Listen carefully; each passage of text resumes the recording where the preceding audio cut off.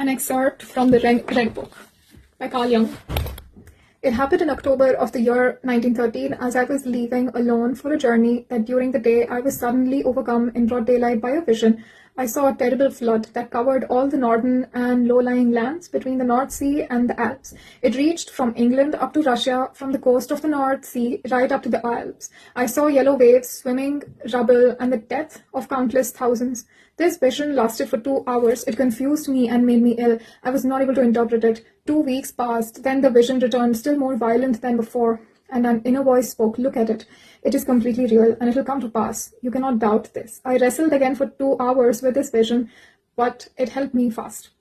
It left me exhausted and confused, and I thought my mind had gone crazy. From then on, the anxiety toward the terrible event that stood directly before us kept coming back. Once I also saw a sea of blood over the northern lands. In the year 1914, in the month of June, at the beginning and end of the month, and at the beginning of July, I had the same dream 3 times. I was in a foreign land, and suddenly, overnight, and right in the middle of summer, a terrible cold descended from space. All seas and rivers were locked in ice.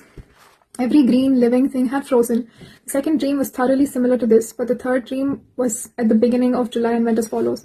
I was in a remote English land. It was necessary that I return to my homeland and with a fast ship as speedily as possible. I reached home quickly. In my homeland, I found that in the middle of summer, a terrible cold had fallen from space, which had turned every living thing into ice. There stood a leaf-bearing but fruitless tree, whose leaves had turned into sweet grapes full of healing juice through the working of the frost. I picked some grapes and gave them to a great waiting throng. In reality now it was so.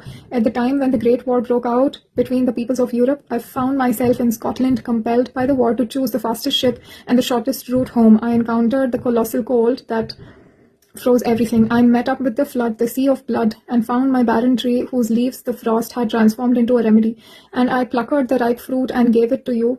And I do not know what I poured out for you, what bitter, sweet, intoxicating drink which left on your tongues an aftertaste of blood. Believe me, it is no teaching and no instruction that I give you. On what basis should I presume to teach you?